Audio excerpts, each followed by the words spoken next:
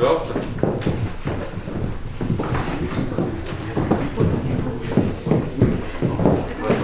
Я только выдерну вот эту штучку. Так, ну что, вот, уважаемые коллеги, хотел бы вот вам продемонстрировать как раз-таки вот то самое брендирование, вот если вы посмотрите на стену, да, которая за вашими спинами, как раз вот можно увидеть, да, логотип Фонда новых форм развития образования, вот эта бабочка механическая, нет предела, дальше предела точнее, да, собственно, логотип IT-куба российский, да, и через, скажем так, линию у нас идет уже какой-либо партнер, то есть федеральный, региональный, муниципальный и так далее. В данной аудитории занимались дети по программированию мобильной разработки. То есть здесь изучались языки программирования Java, и федеральный партнер — это IT-академия, IT-школа Samsung.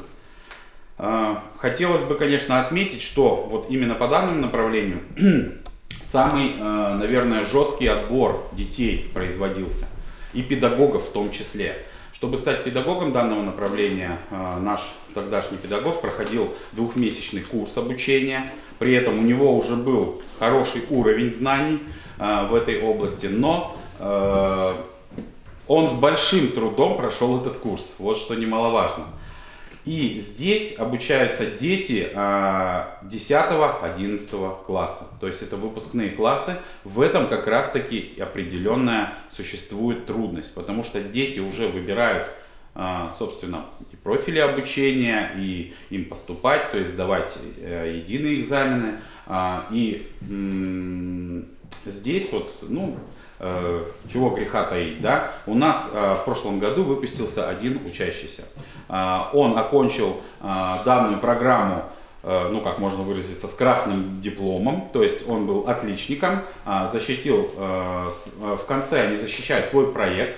То есть в чем заключается суть проекта? Это приложение для Android смартфона.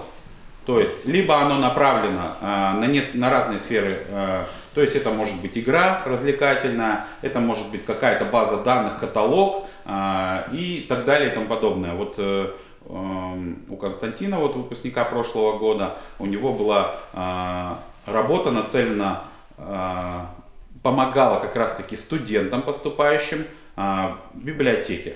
То есть они создали базу данных каталога списка литературы, и студент, приходя, вбивал просто в систему свои потребности, да, скажем так, в знаниях каких-то, и ему создавался каталог по интересам, то есть какие бы книги ему были полезны и на что требует обратить особое внимание. Вот. К сожалению, в этом году данная программа у нас не ведется, так как педагог, скажем так, переехал в другое место. Мы очень сейчас огорчены этим и поиски ведем ежедневно. Размещаемся везде, на всех порталах, на радио подавали объявления, в группах ВКонтакте. Но, к сожалению, пока педагоги неохотно, скажем так, приходят вот на данные программы даже на собеседование. Вот это первая наша, скажем так, проблема и боль в том, что есть особые компетенции, которые предъявляются к педагогам на федеральном, подчеркну еще раз, уровне. И большинство, вот когда я разговаривал с соискателями на вакансию, они боятся, просто боятся, потому что они считают, что их компетенций не хватит. Но и на самом деле предъявляются очень высокая планка поднята по данному направлению.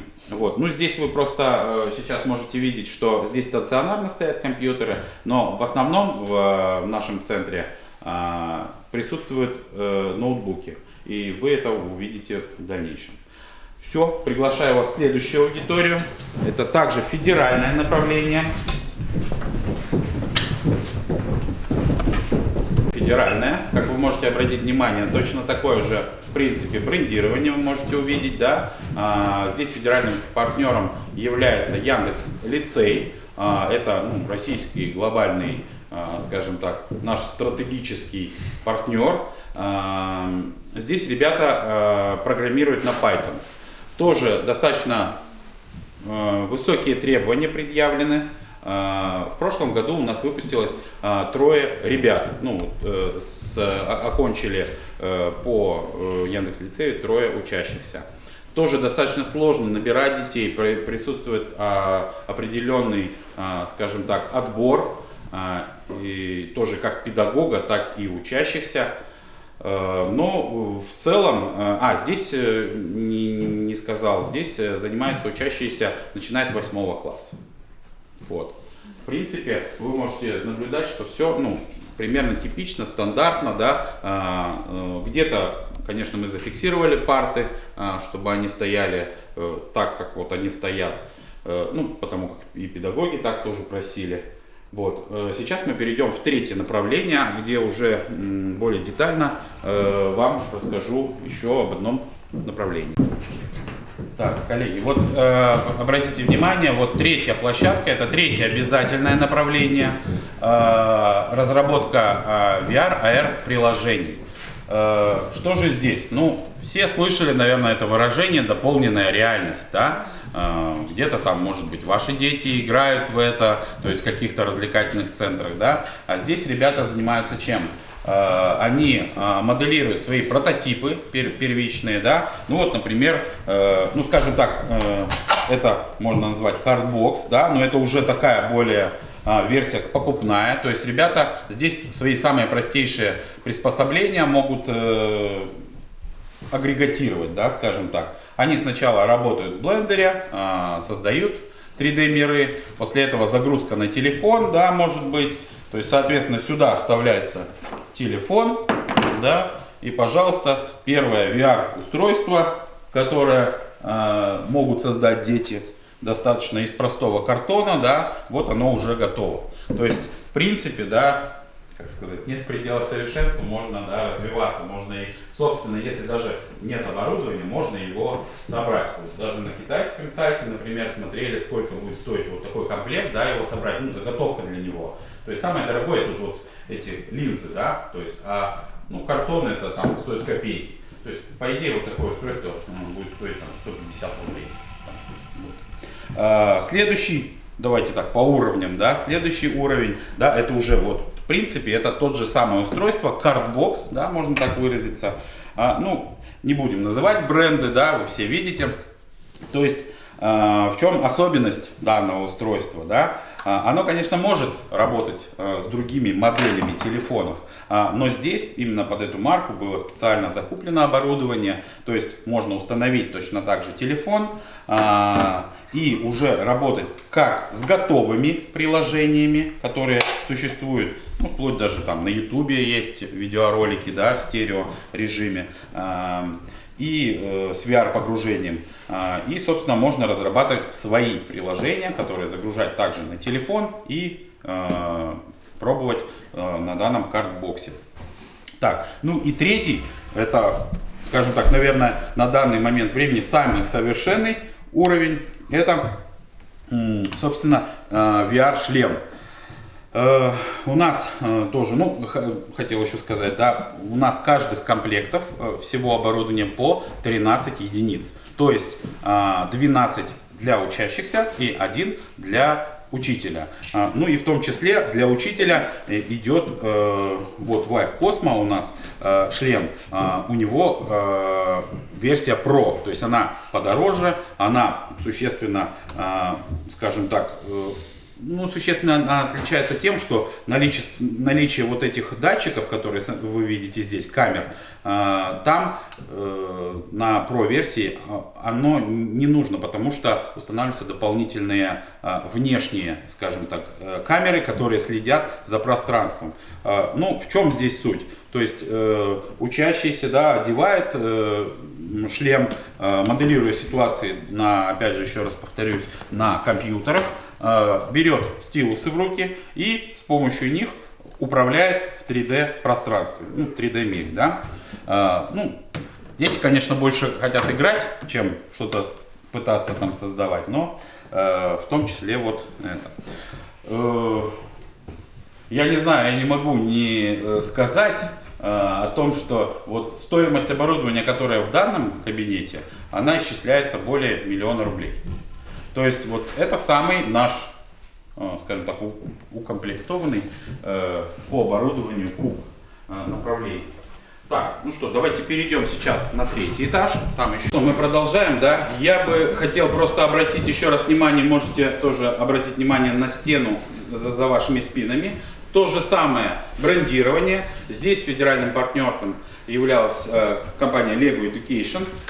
И уже, собственно, чтобы не быть голословным, хотелось бы передать слово хозяйке данного направления, Оплесина Анастасия Леонидовна. Она более подробно расскажет, чем занимаются, с какими набором, с какими оборудованием и прочее. Пожалуйста. Да, здравствуйте, меня зовут Анастасия Леонидовна Оплесина. Я педагог как раз направления объединения программирования уровня роботов ИТО 2.0.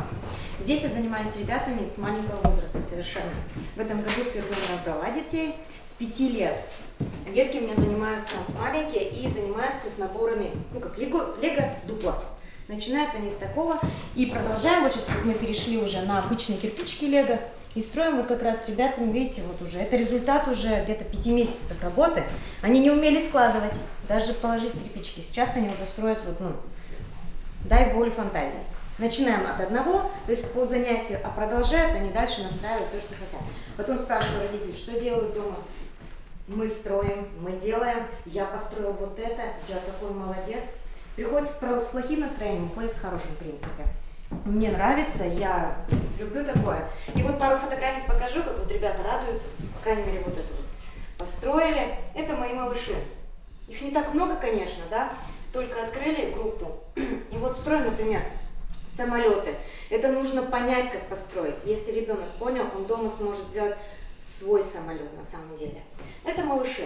А дальше в 1 классе я принимаю детей и начинаю работать с набором уже как раз уже более старшим, более электронным, то есть уже начинаю приучать их, ну не приучать, а знакомить с компьютером.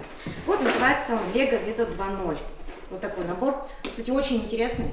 На самом деле у него столько возможностей. С детьми можно изучать механизмы, которые встречаются у нас в принципе в жизни. Но я их в принципе и знакомлю. Сначала говорю, что в жизни, а потом уже мы строим. Вот, кстати, у меня представлена модель, вот Vido 2.0, вот у нас, мы строили динозавра.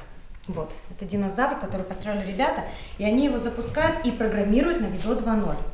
С более старшими мы начинаем в этом году уже Vido 2.0 скрещать с программным обеспечением, называется Scratch 3.0.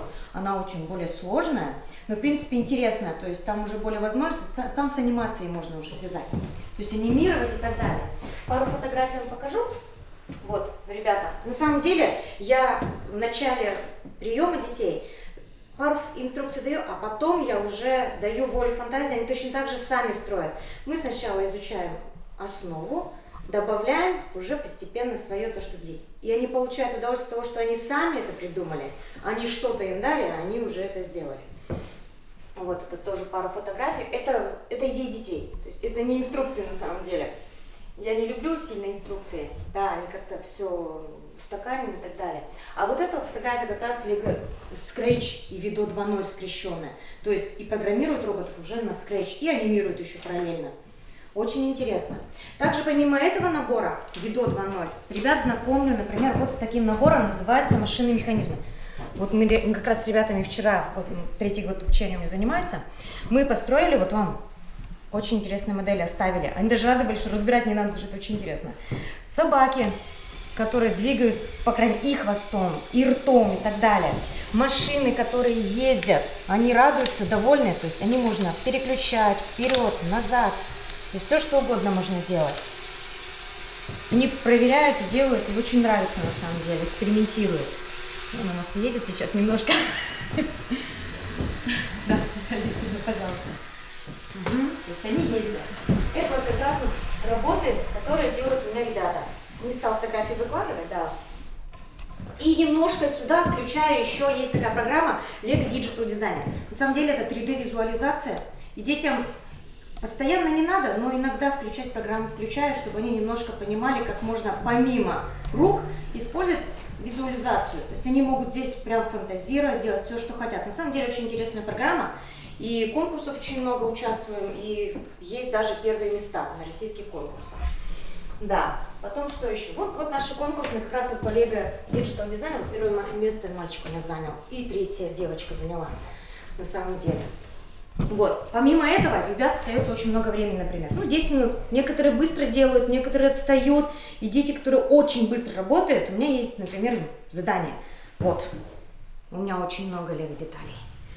Задание даю, помимо этого, фантазия играет, они как сюда как играть приходят.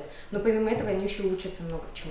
Так что вот, в принципе, пожалуйста, вот чем мы занимаемся здесь. Вот такие вот приносят люди, как говорится, добрые. Мы здесь еще хотим придумать паровоз какой-то, но это надо думать, дети пока еще не дошли, но есть ребята, которые готовы попробовать и сделать поезд. Поезда нет, к сожалению, а дорога есть. Но задача есть.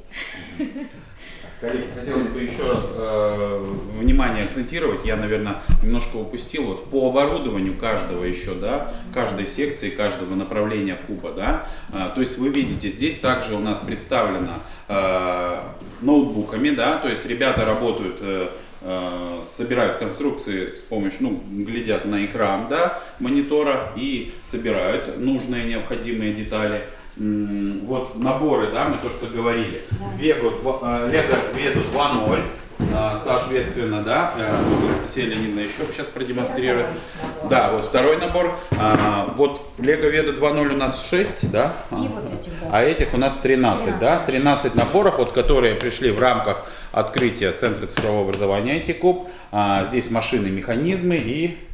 Это машина и пневматика еще. И пневматика, да. То есть как раз вот у вас здесь-то нет модели, но вот буквально недавно еще видел, есть были, да. Там, где происходит рука, пневматика, показываются механизмы, да. Тут и храповый механизм, дети удочку, да, там собирают. То есть они учатся основам, которые будут в будущем им необходимы. И вот как раз таки на, понятно, что мелкая моторика рук это просто незаменимо в начальных классах, да, скажем так. И в каждом, хотел еще раз отметить, что в каждом направлении куба у нас присутствует также, вы обратили внимание, МФУ устройство обязательно, да, для педагога, соответственно, понятно, роутер, да, подключение к сети. Причем подключение нам пришлось канал немножко расширять, потому что не хватало педагогам для занятий. То есть, например, если все дети одновременно, да, соответственно, 2 занятия, то есть 24-25 компьютеров одновременно выходят в сеть, то тогда там 10 мегабит точно, конечно, не хватит. Да, чтобы для функционирования и беспрерывного нам пришлось поднимать скорость интернета. Вот, соответственно, Анастасия Леонидовна также является еще у нас судьей мероприятий большинства робототехнического плана. Например, вот я уже говорил, что у нас будет проходить сейчас 24 марта 2022 года, я уже не помню какие по счету, надо уточнить, робоболинг, робофутбол. Там как раз Анастасия Леонидовна судит направление робобоулинг. Тоже очень интересно, выставляются столы точно так же, на них есть определенное поле с условиями, и дети должны выполнить те или иные задачи, которые им поставлены за определенное время. Вот, и так, еще, наверное, я что-то еще хотел здесь сказать, но почему-то сейчас вот у меня как-то выскочило. Олимпиада у нас, да, у ребят по виду 2.0. Да, мы проводили Олимпиаду, мы участвовали и в российской, и организуем свои внутренние мероприятия. У нас очень большое количество, потому как показатели никто не отменял, то есть количество детей, вовлеченных в процесс, да, мероприятий, должно быть определенное. Соответственно, еженедельно, ежемесячно мы проводим мероприятия с большим охватом детей. Понятно, что и как внутри кубов, то есть Центра цифрового образования IT-Куб, так и в районе в нашем. Да? Пока что на всероссийский уровень, скажем так, со своим крупным мероприятием, к сожалению, мы еще не вышли. Но мы пока к этому созреваем. То есть у нас уже есть определенные наработки, определенные идеи, да, потому что не хочется выходить с одним и тем же, что видим мы каждый день везде. То есть хочется какую-то свою изюминку внести, которая будет в последующем, скажем так, в хорошем смысле, да, там, ярким примером, да, для других, да. То есть это наша визитная карточка, что вот в Ильгарте, в IT-кубе делают вот такое-то крутое мероприятие, да, и чтобы нам было не стыдно его продемонстрировать всем и пригласить всех сюда. Вот мы к этому еще пока созреваем. Я надеюсь, что в следующем учебном году мы поделимся такой информацией, таким опытом и будем ждать на одно из таких мероприятий. Так, все, большое спасибо. Опять же, за вашими спинами вы можете обратить внимание на брендирование, да, это стандартно фонд новых форм развития образования, логотип IT-куба, и здесь партнером от открытия была площадка Крибрум. Это площадка, которая, скажем так, если так одним словом выразиться, отвечает за кибергигиену, то есть за безопасность сети интернет.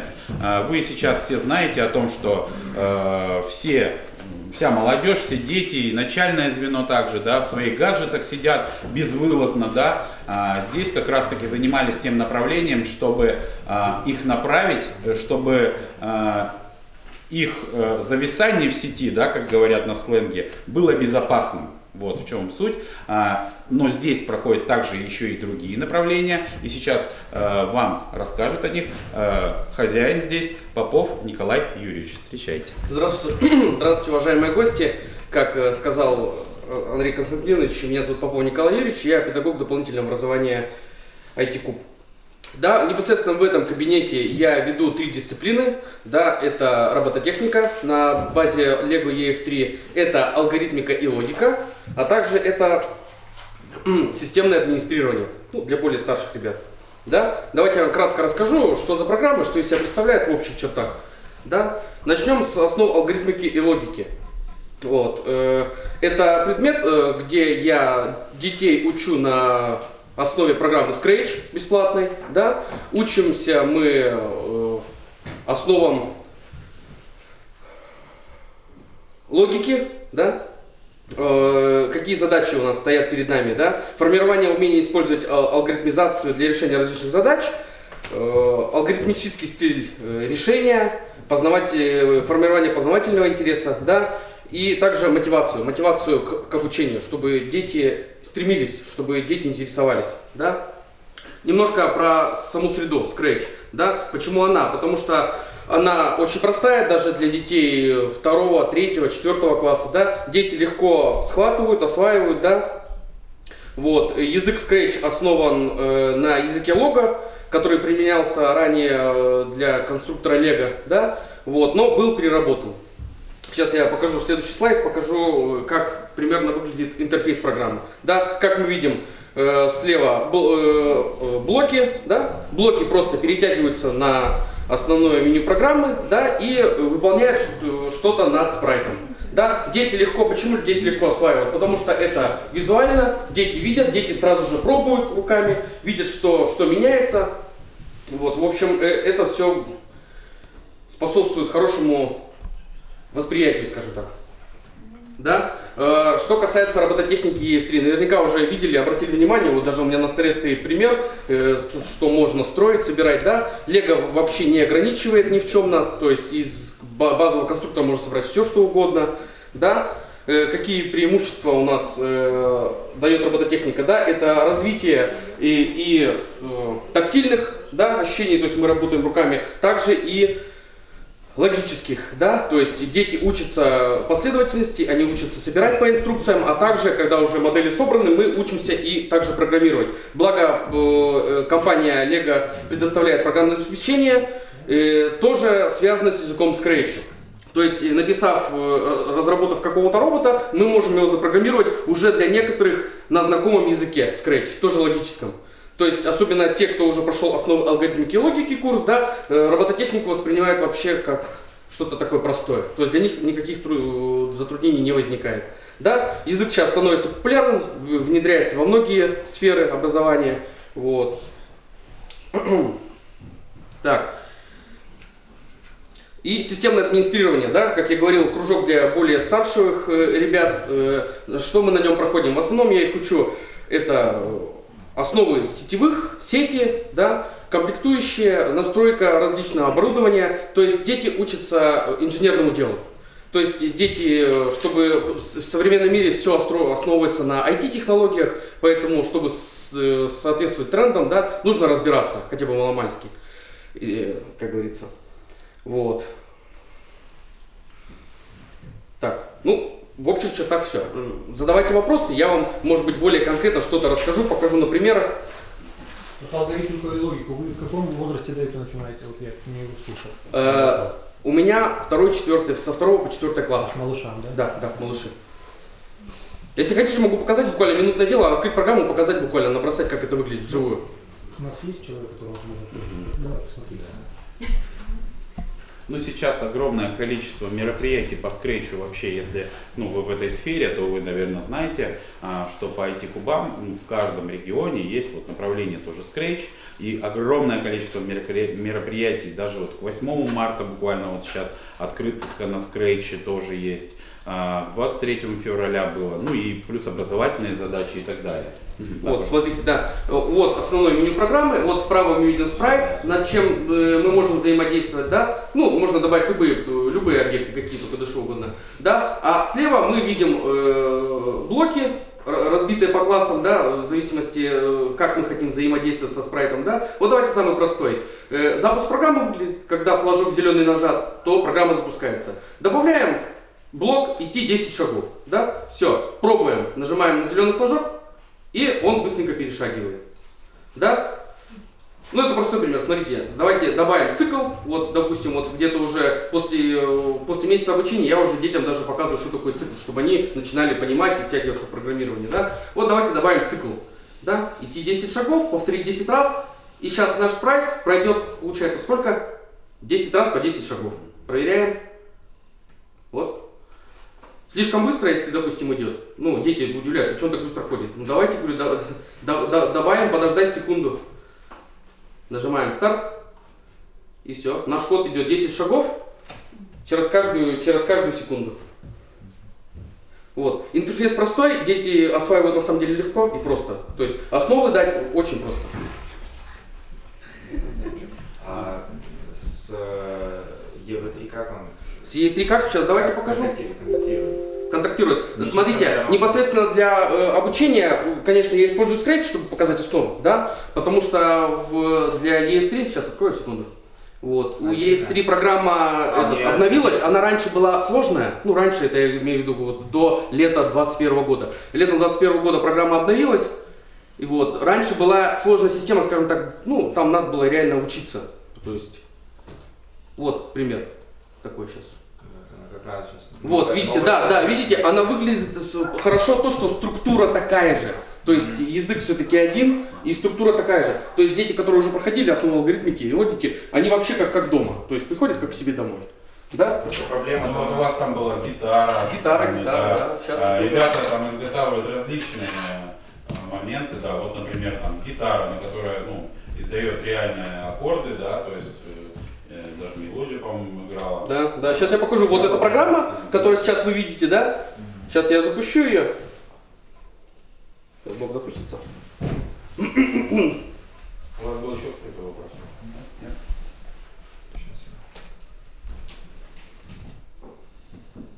Сейчас, секундочку.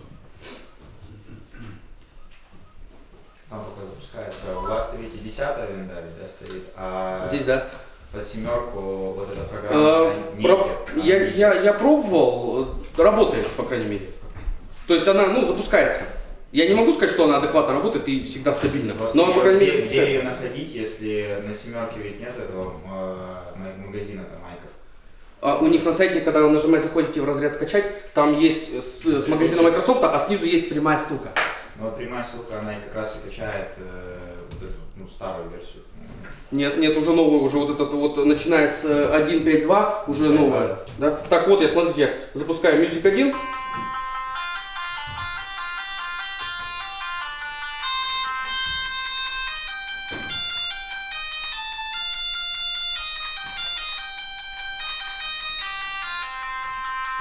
Вот перед вами то, что сейчас выведено, это как раз код этой программы. Да? То, что здесь у нас есть датчики приближения, да? Вот. И мы с детьми, понятное дело, что с моей помощью, потому что программа все-таки как бы непростая, но опять же с моей помощью я им подсказываю, что-то помогаю, и они сами пишут. Вот написали программку, которая вычисляет, какое расстояние гриф, ну, где находится ползунок, она рассчитывает расстояние и от этого расстояния запускает ту или определенную ноту. Также есть, допустим, кнопка нажимная, и это тоже условие. Если кнопка нажата, такая нота, если кнопка отжата, то другая. То есть все просто, детям нравится, дети ходят и занимаются этим, ну, с желанием прям, им нравится. Еще хотелось бы, конечно, сказать по поводу того, что у нас есть определенная преемственность, да, вот вы обратили внимание, у Анастасии Леонидовны, если вернуться к робототехнике, у Анастасии Леонидовны наборы для младших классов, да, где они получают азы, то есть вот этих механизмов, работы и так далее, да, тоже уже более старшие, младшие классы, получается, изучают, начинают основы скретча, и уже, переходя к Николаю Юрьевичу, ребята уже понимают это все, то есть сюда приходят не совсем с нуля, да, ну, могут такие быть дети, конечно, но в основном вот от Анастасии Леонидовны они переходят сюда уже на более старшие наборы, где они совершенствуют свои знания. То есть вот некая такая преемственность, это бы хотелось бы подчеркнуть. Вот. А так, если есть вопросы к Николаю Юрьевичу, пожалуйста, задавайте. Так, вопросов нет, я понимаю.